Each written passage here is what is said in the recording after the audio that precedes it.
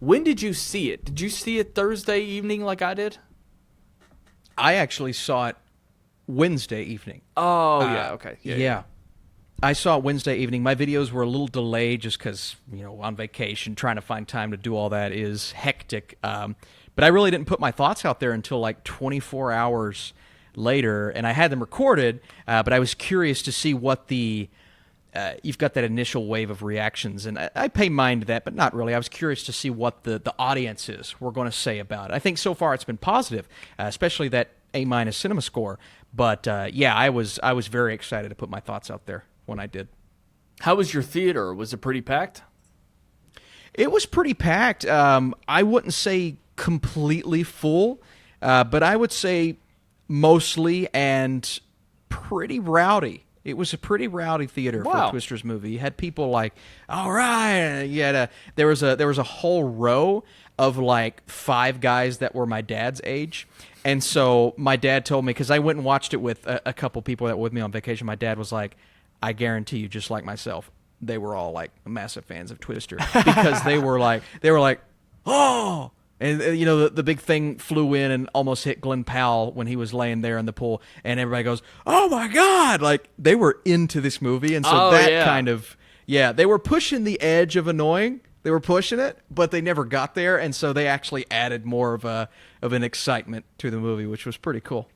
Yeah, I saw it at 3 Thursday, so it wasn't the most convenient time for a lot of people to go to the theater, but Regal RPX, there's a lot of seats in that theater. It was about a third full, probably, so it wasn't bad. Yeah, it's not bad for that time. No spoilers, by the way. Like, I think we can have this entire conversation without spoilers. It's Agreed. Twisters. But just to kind of set the stage a little bit, so I don't have any pre-existing fandom for Twister. Like, I'm totally cool with the movie. I saw it once growing up on TV. I saw it once. Actually, I watched it this year at some point. I don't remember when, but I've seen it recently. But it's not like I have this passion for this movie. I was excited for Twisters, not because it had an S at the end. I was excited for Glenn Powell, and I just thought it was a fitting, fun summer movie. That's it. And the trailers looked cool. There was a shot of Glenn Powell walking in the rain with a cowboy hat and a white T-shirt, and I thought that's the coolest shot I've ever seen in a theater. Yeah. The year that Dune Part 2 came out, and that's my favorite shot, is Glenn Powell walking in the rain. No. That's really all that I needed. And I was excited, nonetheless. So my theater wasn't rowdy. I wish it was, but I think people had fun. And there were certainly moments of impact. Yeah, that pool sequence where it was a trailer that ended up, so that was pretty impactful. I'm sort of in the middle, though. And I've seen a lot of back and forth. And I feel similarly as I felt walking out of A Quiet Place. In that it's perfectly fitting. There's nothing wrong with just going to the theater and having fun. It's a harmless entry into the franchise, I guess we can call it now. But I don't know if it's the best movie of the summer or anything like that. I do think it continues, the year of Glenn Powell or the summer of Glenn Powell, whatever we're doing with his name right now, it was worthy of that in a way that Bike Riders wasn't for Austin Butler. Like, sure, this succeeded probably on every level it had to or needed to, but it's not like it's a top 10 contender for me personally. No, I'm with you on that point. I did thoroughly enjoy myself, and I think this movie is a ton of fun. But it doesn't go that extra mile, which is initially those comparisons I was hearing, and maybe it's because Kaczynski is actually, I think he did the story for this movie. He also wrote Top Gun Maverick. People were comparing this to Top Gun Maverick. They're like, it's the Top Gun Maverick of 2024. And I was like, oh, wow, okay. If it's that, then I'm going to love this movie. It's not that. Let's get that out of the way. It doesn't have the depth. It doesn't have the level of emotion. and it doesn't have just the kick-assery of Top Gun Maverick, because that movie Yeah. just kicks all kinds of ass. But what it does have is what it needed to have, and that is a level of disaster movie entertainment that doesn't feel cheap. It doesn't feel instantly forgettable, even though it's kind of forgettable. It doesn't feel ridiculous. It knows what it is.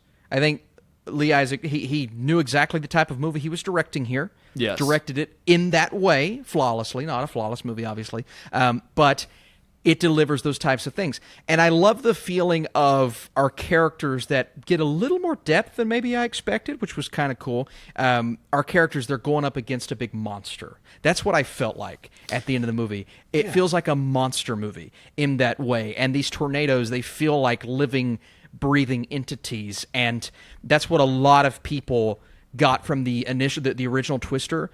Like they're going up against this huge, impenetrable force. Yeah, I like the first Twister. It's fun, but it doesn't resonate with me like it does a lot of other people. I kind of felt that more in this one than I did that one, even though both casts are excellent. Without this cast, without Glenn Powell and Daisy Edgar-Jones and Anthony Ramos, I don't think this movie would have been as engaging because I wouldn't have cared as much. But because I did give a little bit of a crap about these characters, I was able to feel that when they were going up against that big threat all throughout the movie, which was really cool. There was definitely way more character interaction than I anticipated. I'm not going to lie. Oh, yeah. Just like some quiet scenes where she's like going upstairs to her hotel room to talk some shit to the other crew, and then he comes up and brings her a pizza. Like all those scenes, I don't know if it's just because I don't expect much from a modern blockbuster anymore. It's like that's the kind of stuff that Fast and Furious completely moved on from. Yes. You know, and so they don't do anything like that anymore. So if it's almost like this movie could have also been Twister. Like this, if this movie came out in place of Twister, I think it would have still maintained the legacy that the first Twister has, if that makes sense. It feels old-fashioned in that way, but it's also just like it would have been a great TV movie. And maybe it still is. I don't know how to navigate that kind of talking point anymore because I don't have cable and I don't have like a live TV. So I don't know if people just turn on Hulu Live, TNT, and watch a movie anymore. I have no clue. So maybe Twisters will also be this movie already and I don't have to put it in the mid-90s. But it's I think this is exactly what the filmmakers and actors set out to make. Like, I don't have any issues with it other than it was just never going to be an 8 or above. That's really all that I have to say, honestly. It's just, it is exactly what it is, and I love it for what it is. But it did its job. It did its job, and I never expected a Twisters movie to be like Top Gun Maverick. That's why that first wave of reactions maybe set my expectations a little too high to be, and I know I shouldn't listen to that, but set my expectations a little too high. It's like, wow, this is a legacy sequel that's elevating and doing all these things. No, it doesn't do that. But again, to just recapture that magic, and in my opinion, to take that magic a little further and do a little more with the story at hand. And it is so funny that I compare this to a monster movie. With the Godzilla movies, I want less humans and more monsters. With Twisters, I actually liked the amount of human interaction that we got, and maybe that's just a difference in writing. I think that's what that is. But because of that, I cared a lot more by the end, and that's really cool, especially her story at the beginning when we jump right into the emotional trauma that she's going through. That sets the stage for something a little more than that, which was cool. Yeah, the reason why it's not Top Gun Maverick, it plays on the nostalgia because of the concept, but it obviously isn't utilizing any of the characters from the first movie, except the cameo from Paul Scheer at the end of the movie, who played the airport attendant. But other than that, you don't have that play, which is fine. Bill Paxton's no longer with us as well, so that's a factor. But Top Gun Maverick, even though there are scenes that parallel like I think about Tom Cruise walking through the class for the first time with the briefcase. Yeah. You know, there was that scene in Top Gun. Top Gun Maverick feels like a completely different movie at the same sure. time. Like it has its parallels. It has its, you know, carbon copy shots. It feels, the intro is like the exact same vibe, different footage, obviously, but it's a completely different movie. Twisters is not a completely different movie from Twister, and that's okay. Again, it's not that I'm saying that it's bad because of it, but it's just why it's not Top Gun Maverick. And also at the same time, it's like, I'll be honest, I have no clue what any of these, I don't know what these characters were doing at any point in this movie. No clue. No idea. They put a solution into the tornado that absorbs water to neutralize the tornado. But it's like, I don't know how rooted in reality that is. I would love to know what that means for the environment, to have this product that we put in baby diapers just constantly in the Earth's atmosphere at this point. Like, there's all these things where I'm just like, sure, go ahead. I don't know what this is supposed to be, like a highly regarded scientist, and because the movie said so, we can put this. Can we do this in real life? Has somebody tried that? Like, it's so funny and silly, but it was never meant to be. Top Gun Maverick, it makes you feel like you're in the plane. It makes you feel like you want to join the Navy tomorrow. You know, I have no clue what these people are doing in Twisters, and I don't have to. It's just a different beast. So I guess I'm just speaking to the people that haven't seen the movie at this point, and they're just kind of curious what to compare it to. I'm with you. I genuinely, but the thing is, I never really asked. Like, I was texting Mr. Flickinger, and he was comparing this to. He didn't like the movie, by the way. He was comparing this to. I'm shocked. It's so shocking. The one time he goes to the theater this summer, and he's pissed. Poor guy, he's so busy, man. He never, and then he goes, he walks out pissed off. But he compared it to a live action anime. He's like, they felt like anime characters. Like, there's no realism, and I get that. He's talking specifically Anthony Ramos' character. Okay, and I get to a degree, you know, of believability. If that kind of thing makes you mad, it's probably gonna make you mad in this movie, and I get that completely. And I told you, I told John, I understand, man, but that didn't bother me. Like, I didn't go to Twisters to feel that specifically. I went to Twisters to just turn my brain off and have a good time. And my brain was all the way off when they were doing the sciencey stuff with the tornado. Because I'm like, don't know. And there's a really famous YouTuber. His name's Ryan Hall, y'all. And I believe he's got over 1 million on YouTube. He actually, I know him. We both grew up in Pikeville. We were very close to each other. Oh. I feel like I should reach out to him and be like, hey, dude, have you seen Twisters? Because he's a storm chaser. That's what they do. And really, I would love to know. Yes, he's a storm chaser. I would love to know how rooted in reality that movie is compared to what you all do. So maybe I should ask him that. I think that would be maybe a really fun discussion for us one of these days. Because I just thought about that. Like, he's in the world that he's we're the watching. Real Tyler Owens, is what you're telling me. Yeah, he's the real Tyler Owens, essentially. Wow. Yeah. Amazing. I love that so much.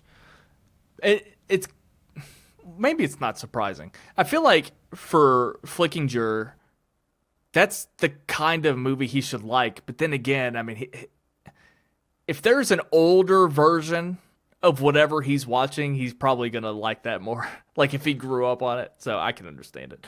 Isn't it funny how, like, Anthony Ramos played a kid last summer in Transformers? That was just last summer. Anthony Ramos was playing like a kid or a teenager, but and now he's in this. This is the first movie I've seen him in, and other than that, the only thing I knew him from was it In the Heights? Is that the In the Heights? Yeah. So my old roommate used to blare that trailer on a daily basis through our house during the pandemic. I would literally like walk in from work and that trailer, he would just have that trailer on. I'm like, dude, what are you doing? Like, there's other things to watch than the In the Heights trailer. But anyway. Do you like the movie? No, I'm curious, and I'm invested. Me? Wait. No, did he like the movie when he watched the movie finally? I think he did. I don't know if I was Okay. living with him when he saw it. But then again, No payoff. I don't know. All right. I'll give you his letterboxd after this. Let's go ahead and do it. Anyway, I honestly don't have that much more to say. Daisy Edgar Jones, I had only seen her in Fresh up until this point. Didn't see the Crawdad movie, but I thought she was great. Yes. People taking shots at the chemistry. I don't think that they were in love with each other, and I definitely don't think he had the chemistry that he had with Sydney Sweeney and and then Bay from Hitman. But I also didn't think it was like non-existent at the same time. I didn't. Yeah, well, in the I movie- didn't buy that they were in love. I just thought that they had good back and forth.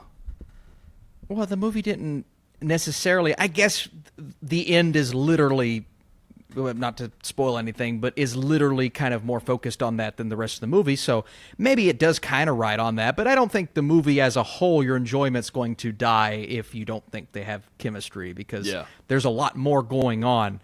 And I thought they were good together. I actually liked them on screen together. I think it's just because they're both so talented as actors. And I won't spoil what it is, but I don't know if you saw this. There's a missing scene I saw it. between them that's not in the film, and the Yeah. discourse regarding that. And I'm like, sure, maybe that would have been cool, but at the same time, it's like, they still fought a tornado with fire in it, so that's cool.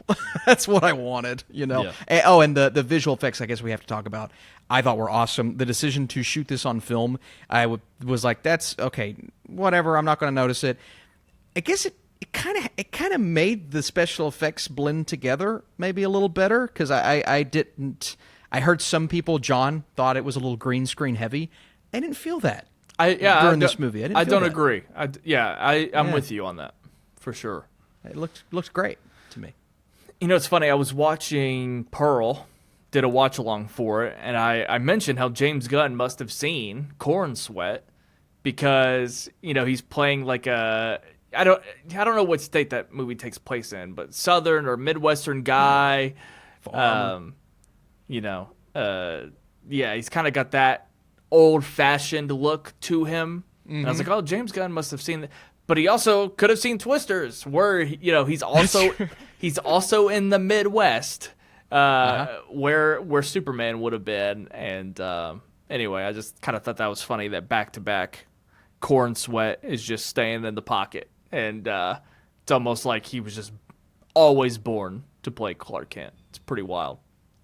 To have such a minor role in this movie too, like he was good. He just didn't have a ton of screen time. But yeah, it's so funny to me to watching that, knowing he's going to be Superman. So I guess I was just a lot more locked in on him, and to see how small of a role he had, I can't wait until he blows up, because to this day his performance in Pearl. To me, he stood out. I'm like, who is this guy? Yeah, he's really good. And then he gets cast as Superman, and it works out great. So, everybody was good, I thought, in this film. Even as little screen time as some of these characters had, whether they're a little obnoxious. I mean, even Pal's character was a little obnoxious. He was riding that line. I was laughing, between though, cocky dude. and but cocky and confident. He never came across as overly cocky, more just super confident, and a character that McConaughey 1,000% would have played 20 years ago, which is, again, is amazing to me. The only character that annoyed me was like his sidekick, the actor from Nope. That guy. Yeah. He was the only he was the only guy that annoyed me, honestly. Sure. That's fair. I thought he was fine. He was okay. Twins. That guy. Our twins. We're going. And to be honest, the threat, I think, watching Twister fairly recently, and then watching this, the threat just felt a lot greater in this movie. I think they do some things in the original Twister that make it a little more creative, and the cow flying through the air and all that. But I mean, you got twin tornadoes, you got a fire tornado, you've got all this technology going up into the tornado. It just felt like this massive thing that they weren't going to be able to overcome, but also after the devastation happened, going through and seeing people kind of dealing with that was another nice touch on this movie. So yeah, some things added in that didn't need to be added in, but just a fun, entertaining, occasionally dumb, big disaster blockbuster is what we got. It's what we needed, and I enjoyed that. It's safe to say that climate change has peaked in Hollywood. We've moved on from climate change. Now we're just on there's some more tornadoes in the Midwest. That's just where we are. So see you later. Sorry, Tesla, you're toast. In the midst of the craziest, at least up until this last month, not as bad this last month, but one of the craziest years for tornadoes on record. And so really? nature's kind of been nature's been doing some marketing for Twisters. Shame on you. Which is interesting. I was just about to make a joke making fun of people that make that joke. Shame on you. Dude, it's nature. Nature's been doing some marketing. The promotional material for Oppenheimer's wild, and it's like, some stupid actual war zone in the like it's dude, my cousin just sent me photos the other day. This was from a month ago, but his town he's right in the middle of Arkansas, so you're going to get tornadoes. But his town had a tornado, man, and his friend's house, his friend sent him a picture. The whole roof caved in, and I guess all the insulation in the roof was filled up with water, and it was all black. Yeah. And all their items on that entire floor was just covered in black, wet insulation. And it's real. But even someone like him, and his house was damaged as well, he's texting me like, man, it's going to be scary because we lived through it, but I can't wait for this movie. So even someone like him was freaking pumped for this movie, which was really cool to see because he's in the heart of it every year, it feels like. I will look back on this movie fondly as a great Glenn Powell movie, great summer movie. It'll stay right smack dab in the middle of my end of the year list. Cumulatively throughout the entire year, not the middle of my top 10 the entire year. Middle of the road, but fun nonetheless.